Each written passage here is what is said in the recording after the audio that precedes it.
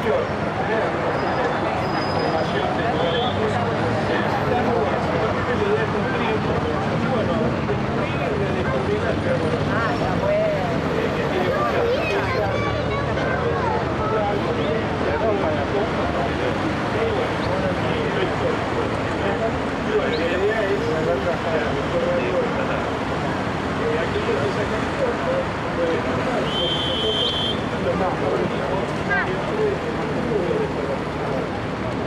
para compartir el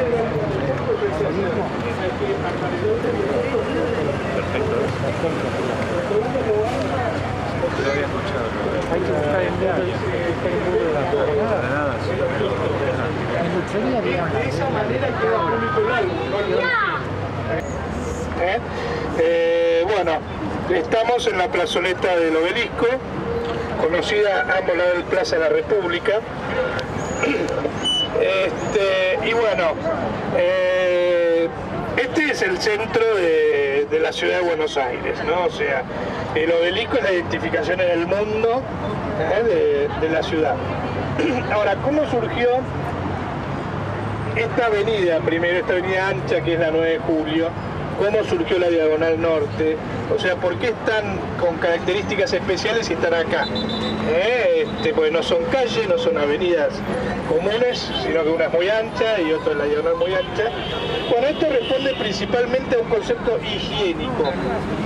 En los años 30, todo este sector, tanto el sector sur como el sector norte, si no me equivoco, el norte, esto estaba urbanizado, o sea, había edificios eran cuadras, o sea, cuadras como en la de allá, como en la de allá, o sea, era todo un sector urbanizado.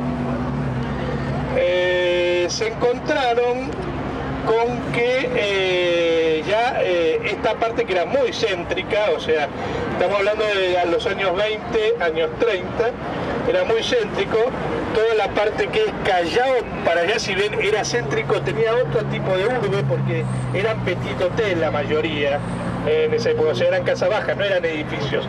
Los edificios más altos en esa época se concentraban acá. Entonces se encontraron con un centro muy pobre, muy poco iluminado, muy poco ventoso, o sea que no permitía limpiar, y por eso surgió la idea de hacer una avenida ancha para que limpiara toda esta zona céntrica, lo que es con los vientos, y para que le diera luz. Lo mismo era la idea de la diagonal. Originalmente, el concepto original, porque esta diagonal es del año 13, el concepto original era que hubiera muchas diagonales en la ciudad de Buenos Aires, no solo en el centro, sino también en la altura del Congreso. La idea era que del Palacio de Tribunales continuara también las diagonales, porque las diagonales también tienen un concepto higiénico, porque cuando el viento va por un lado sobre una calle por la otra, la diagonal siempre toma ese viento independientemente de la dirección. Pero bueno, cuestiones burocráticas, etcétera, lo otro, no permitió que se construyera más diagonales. Entonces las que quedaron son la diagonal norte y la diagonal sur. Ahora, donde estamos nosotros, ¿qué es lo que había antes? A ver, así es. A ver, ¿alguien sabe cómo se llama este barrio? San Nicolás. San Nicolás. ¿Por qué? Porque acá estaba la iglesia de San Nicolás de Bari. Hasta los años 30, acá estaba la iglesia, que era un templo muy grande que se iniciaba acá y daba hacia el otro lado de Corrientes. De hecho, la torre miraba hacia lo que sería el lado de tribunales. Hay fotos, sí, hay fotos de esa época.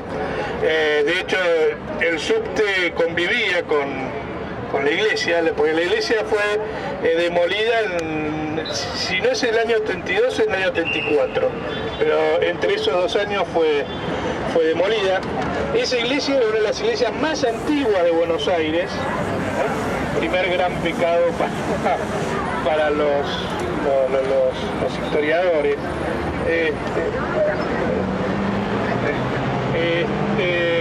Era la más antigua y era una de las iglesias más importantes de Buenos Aires ya en la época colonial y en la época de Mayo y en casi todo el siglo XIX.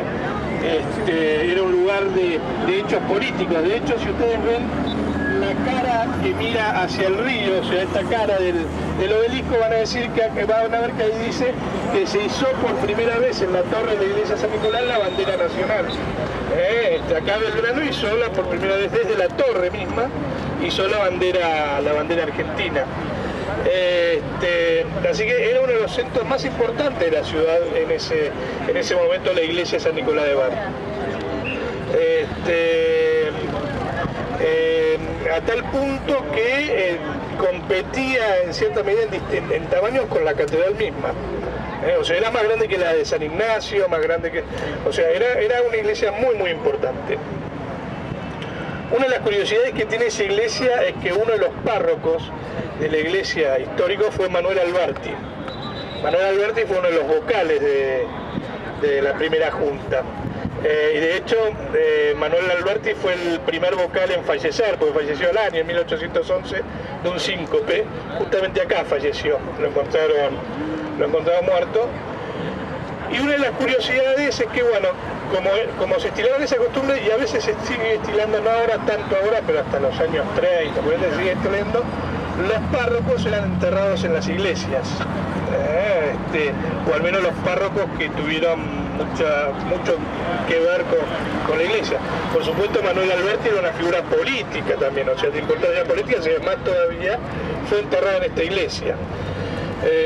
Como es de costumbre con las burocracias argentinas, la iglesia fue demolida, pero se olvidaron de sacar el cuerpo de Manuel Alberti. Para cuando se acordaron ya no había planos. Así que lamentablemente el cuerpo de Manuel Alberti anda por acá, pero no sabemos dónde. Esa es una de las curiosidades que tiene este sector. Así que uno de los héroes, uno de los personajes de la historia no tiene tumba. O si la tiene, quizás, si uno la pone. La boletería del subte Beta. En la mano de él. Pero bueno, este lugar, además, bueno, además del obelisco, siempre fue un centro importante donde estamos. En la época de Mayo, si bien esto era las afueras, en la época de la Revolución, esto era las afueras de la ciudad, porque el centro de la ciudad era el sector de Plaza de Mayo y era a lo ancho. Esto ya era las afueras, y ya pasando Callao ya empezaba lo que era el campo. Estamos hablando de 1810, ¿no? No dejaba de ser un centro importante. Había reuniones políticas, etc. De hecho, 5 cuadras para allá estaba la jabonería de Vieites, que era donde se gestó la revolución. De la jabonería venían acá, se encontraban acá y allá se iban a la jabonería. O sea, era un punto importante, siempre fue un punto importante en la historia de Buenos Aires, lo que es el obelisco. Obviamente, para conmemorar eso, esa importancia de este sector, en 1936, con los 400 años de la primera fundación de Buenos Aires por Pedro de Mendoza, se inaugura, a través del gobierno de Agustín P. Justo, quien vino a inaugurarlo, se inaugura el obelisco. Y desde 1936 hasta ahora, acá lo tenemos. Por eso siempre también una desmitificación, porque siempre cuando se venden cosas de Buenos Aires se pone a Carlos Gardel el obelisco, se los pone juntos, nunca convivieron, ni el obelisco ni Carlos Gardel, porque Carlos Gardel falleció en 1935, así que nunca el obelisco y Carlos Gardel, si bien son dos figuras de Buenos Aires, nunca fueron contemporáneas. Así que sombra. Una cosa que me olvidé aclarar allá, que se tenía mejor perspectiva, pero igual se va a ver acá. Si ustedes se fijan, van a ver que toda la diagonal norte hasta Plaza de Mayo tiene como una línea recta en altura, que es respetada, porque acá se respetó mucho en ambos lados la altura máxima. Fíjense que todos tienen la misma altura máxima, por eso da esa sensación de lineal desde el inicio hasta la Plaza de Mayo. Van a ver que todos los edificios que son de los años 20 y años 30 respetan esa altura máxima. Bueno, y para empezar con la diagonal, lo primero que vamos a ver es una curiosidad. Y la curiosidad está de este lado, hacia arriba, van a ver un chalet. Pequeño chalecito. O sea, hay un chalet en la 9 de julio. Si les dicen Sí, no puede haber chalet del dueño del hotel. Es un hotel. Construido por la mueblería Díaz, o sea, todo el edificio era la mueblería Díaz. Y el dueño, el señor Díaz, construyó el chalet.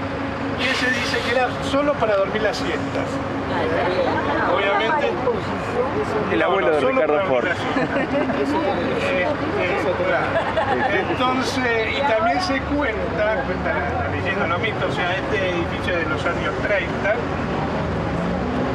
que había, para llegar al chalet se llegaba con una escalera caracol, no caracol metálica, sino de cemento desde planta baja, que iba a todos los pisos.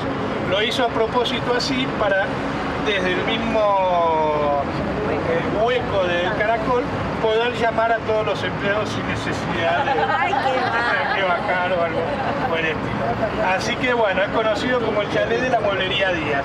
En esa época funcionaba una mueblería muy importante que se sentaba sobre Sarmiento, que era la mueblería Díaz. Y ahí quedó el chalet, que es la primera curiosidad. Ahora es un edificio de oficina y se dice, pero no sé, que funciona el consorcio. Ahí toda la administración funciona en el chalet. Así que bueno, sobre la diagonal para ver los distintos edificios, porque acá conviven distintos tipos de arquitectura, lo van a ver que convive el Art Deco, el Art Nouveau, el racionalismo. Son edificios cuyo concepto eran de oficina siempre. En este caso, las empresas más importantes, hablamos de años 20, años 30, se concentraban en esta diagonal. Por eso vamos a ver lo que era el edificio de Shell, lo que era el edificio de IPF. Van a ver que el edificio de IPF responde a un concepto más racionalista, que era en esa época el concepto de las oficinas públicas. Van a ver lo que es el Ministerio de Economía o otros edificios públicos.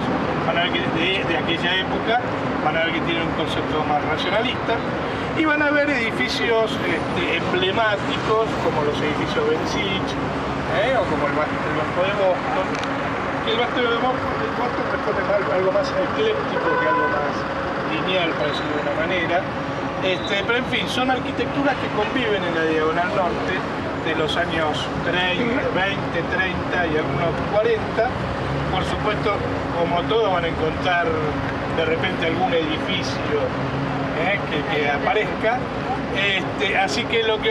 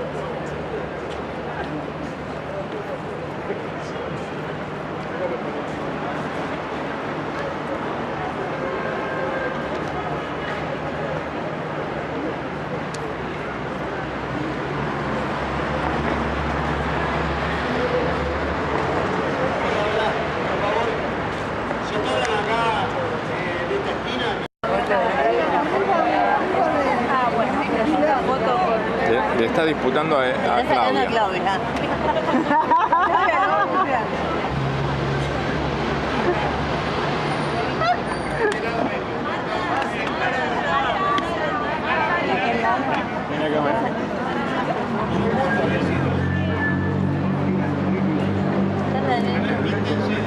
gusta, pero voy para allá. Nietito, no se me mueva,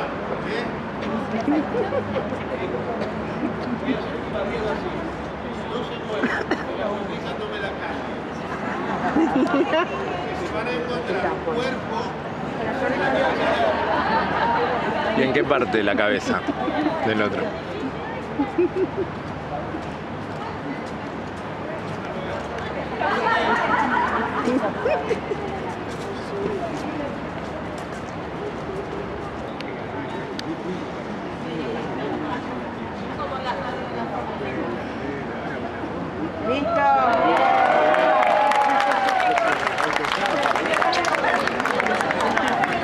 Ahí. El Luxor era originalmente, que de los años 30, eran las oficinas de Shell. Y más para allá vamos a ver después la de YPF. Por eso se le decía la cueva del petróleo. Wences. Una construcción cuya característica era muy racionalista. Dije academicista, perdón. Justamente de la diagonal creo que no hay casi nada de academicista. El academicismo se ve mucho más en la Avenida de Mayo. Acá hay más art déco y racionalismo. Porque la característica es que acá funcionaban muchas empresas, oficinas públicas. Así que el academicismo no se relacionaba mucho con empresas nuevas. Así que bueno, lo que vamos a hacer ahora vamos a... Fíjense el edificio Pini, que tiene un poco de racionalismo, y después en la parte superior ya neocolonial, diabético. Por eso es un poco ecléctica la construcción.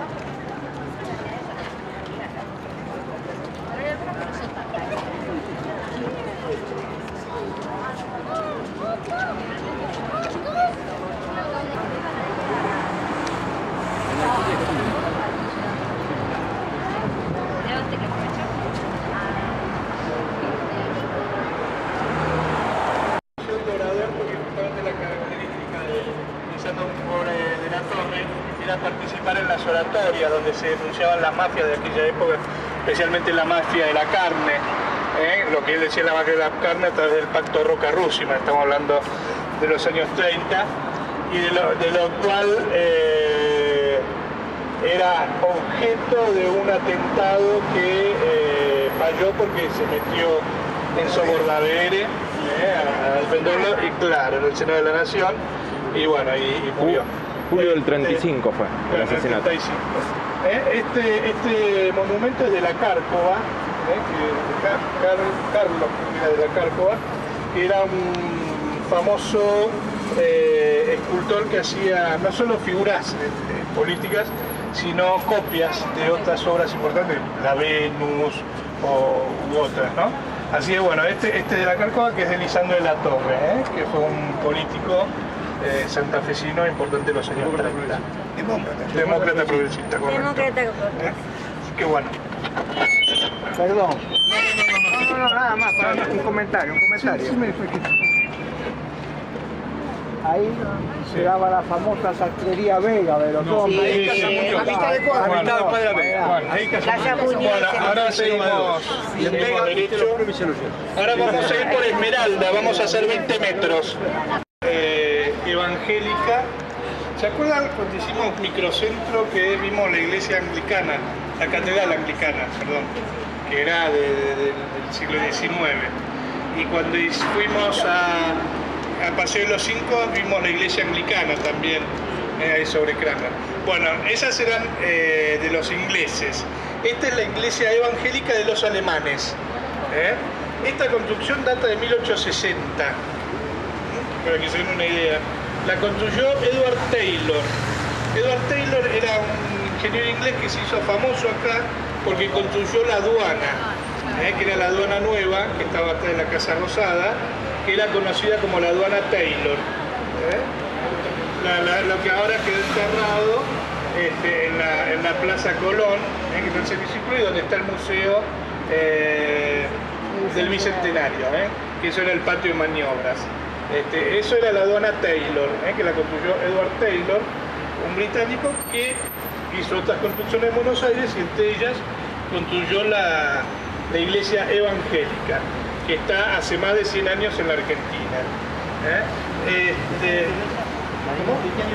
1860.